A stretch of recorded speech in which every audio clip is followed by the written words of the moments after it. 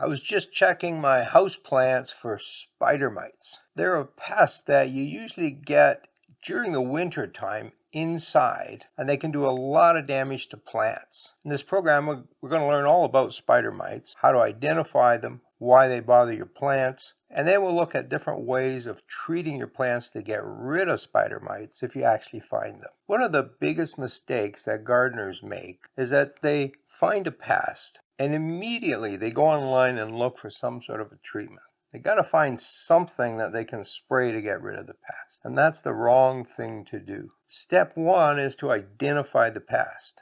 Make sure you're actually talking about the right pest. Once you've identified it, the next step is to learn a little bit about it. I know you're not really interested in spider mites, you're just interested in growing great plants. But if you take a few seconds and learn about the spider mite, it will help you select the right treatment options. And it will help you evaluate the information you see online. And I see so much information online that's wrong. And it's because people haven't taken the time to understand the pest. So step one is understand the pest. Spider mites are not insects. They're actually arachnids. They're related to the spiders and the scorpions. You can find them just about everywhere. If you go in your garden, they're all over the place. But out in the garden, there's a lot of predators that keep them in check, and so we don't see them very often. We also don't examine our plants quite as closely as our house plants. It also turns out they really like the conditions in our homes during the winter, and that's why they're such a big problem. Now, we tend to talk about spider mites as being one pest, but there's actually quite a few different types of mites, and several of them spin webs. And we tend to call them all spider mites. But most of the time when you have spider mites on your plants, it's the two-spotted spider mite. It's the most common one. Now you might also have the specific spider mite or the strawberry spider mite. Now for you and I, without a microscope, it's really hard to tell these guys apart. And luckily they all have pretty much the same biology and the treatment's the same. So we can treat them as one. So why are they a problem in the wintertime? Well, spider mites like two things. They like it warm and they like it dry. And our homes are perfect for that. In the winter, we heat a lot. That dries our home and it keeps the home nice and warm. And we give them some tasty plants to eat, so they're really happy in our home. The best way to control spider mites is to be very vigilant. You have to keep looking for them. And the only way you can do that is to know what to look for. Now, these spider mites are really hard to see because they're so tiny. An adult is about the size of a period made with a pencil. Unless there's lots of them, or you have a magnifying glass, you're probably not going to see them. And this is one of the big problems. You get some spider mites on your plants, you don't really notice them. They increase in population, so you have more and more and more of them, and suddenly you have a lot of plant damage. The thing you really want to do is catch this early, and the best way to do that is to keep looking at your plants. Like all animals, they go through a life cycle. They start off as an egg. That egg hatches in a couple days, 2 to 3 days. It comes out as a nymph, which is really just a baby spider mite. It slowly grows into an adult. That takes about 5 to 7 days. Now, it depends on temperature and the environment and how tasty your plants are.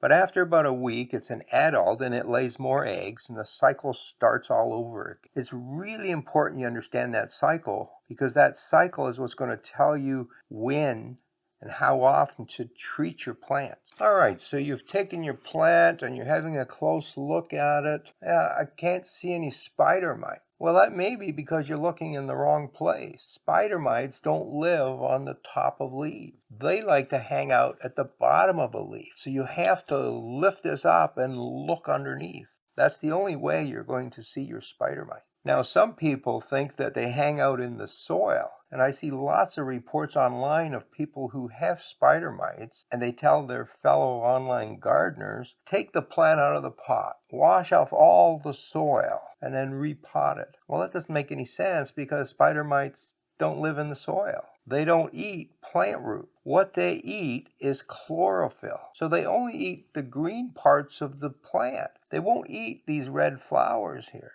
They want the green leaves. and they tend to hide underneath. Probably the way most people find spider mites is by seeing the webbing. Now they make a very fine thread. It's much thinner than what spiders make. So you have this very fine thread, and they actually make a web, and they like to hide inside of that. And that webbing, lots of times, is between the petioles of the leaves and the stems of the leaves. It's where two parts of plants meet, and then they put a webbing between those parts. If you see that webbing, it's almost a certain sign that you have spider mites. Now, the other thing you can do is take a white piece of paper and hold it underneath your plants, and then give the plant a good shake. That will knock some spider mites off, and once they're on the white paper, you'll see the little black dots moving around. Once the outbreak has been there for a while, you also notice the effects of the spider mites on the leaves.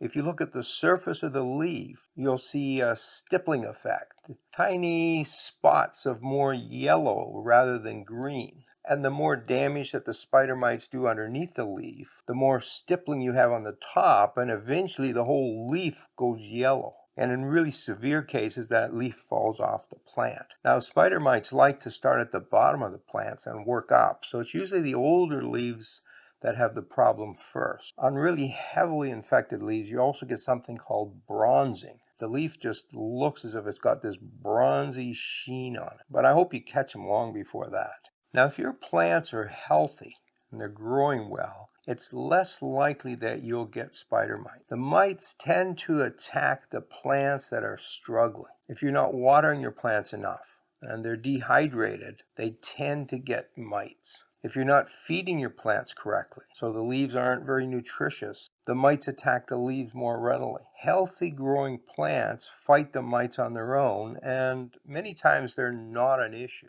But in the home, even healthy plants can be attacked. So step one in controlling spider mites is to grow good plants. Keep them watered, keep the humidity up, keep them fertilized, all the things you know that you should be doing with your houseplant. Okay, so where do they come from? Like, how come you suddenly have spider mites? Well, remember that spider mites live outside on all kinds of different plants. So they come into the house from outside. If you're outside playing with your outdoor plants and doing some work, they climb on your skin, they climb on your clothes, you bring them in the house, then you go over to your favorite houseplant, you lift it up, have a look, and they crawl from your hand onto the plant. So that's one way they get there. Spider mites don't fly, so they need to either crawl to the destination or you need to carry them. So when you come in from outside, it's always a good idea to wash up. Or at the very least, don't go play with your indoor plants right away. The other way that they come into your home is with new plants.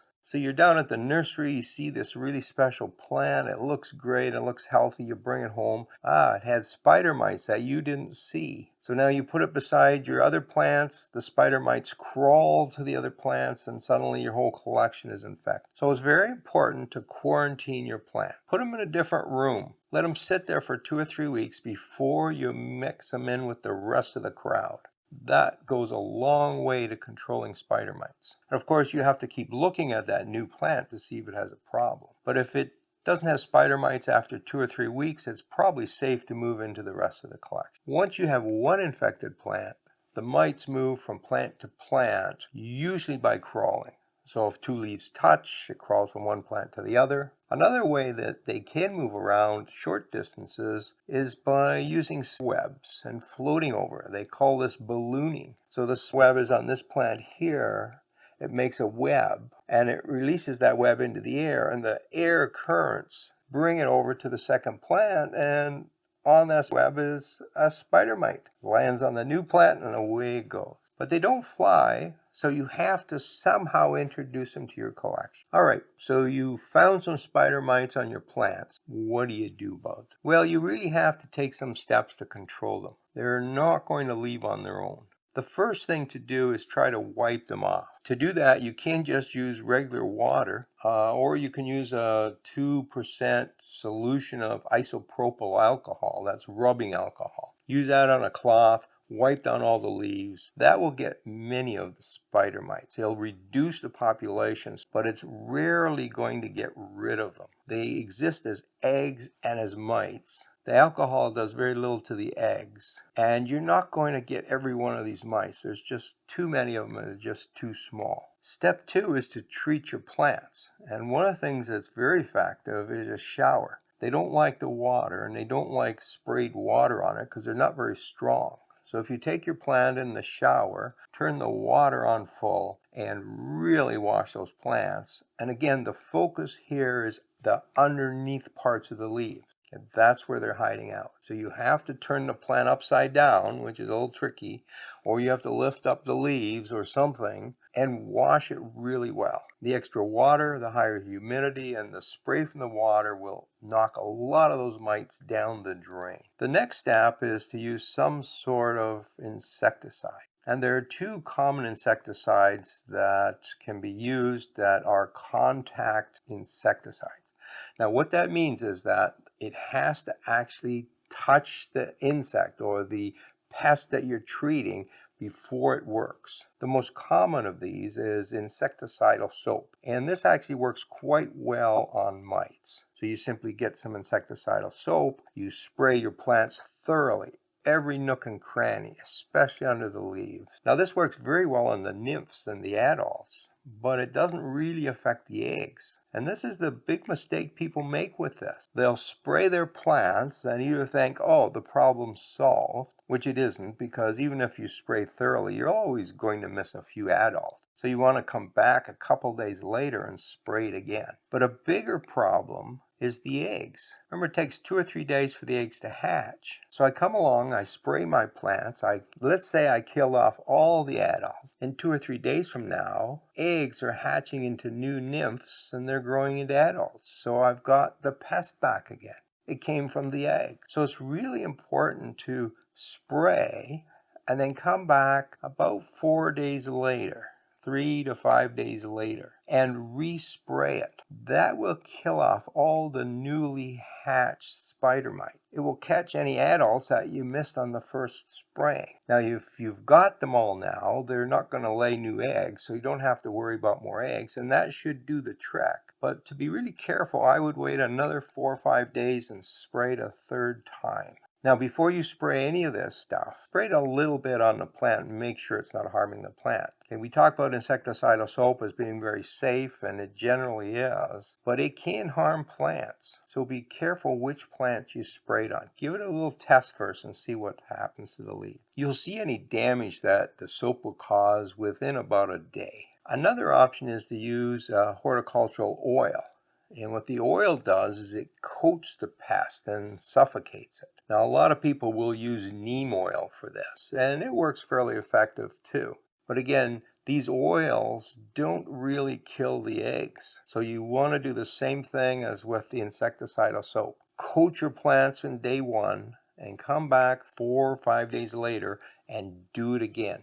That way you'll kill off the pests that have just hatched. Now, I see a lot of people online recommending dish detergent or dish soap. Gardeners have this feeling that this soap is safe. I mean, we use it on our hands, we use it on our dishes. How can it not be safe? Well, it turns out that this is a detergent. It's not really a soap, and it is toxic to plants. Now, a drop or 2 in a mixture of neem solution, that's okay. It will help that stick to the plant, but don't use a lot of soap on your plants. It's toxic. Another thing to be aware of is that these horticultural oils can harm plants if they're sprayed at warmer temperature. Any temperature over 80 degrees Fahrenheit or 26 degrees centigrade is too warm to spray oils. At a higher temperature, those horticultural oils damage plant leaf. That's normally not a problem indoors for your houseplants, but it is a problem if you're spraying those houseplants outdoors on a warm day. What about the use of stronger insecticide,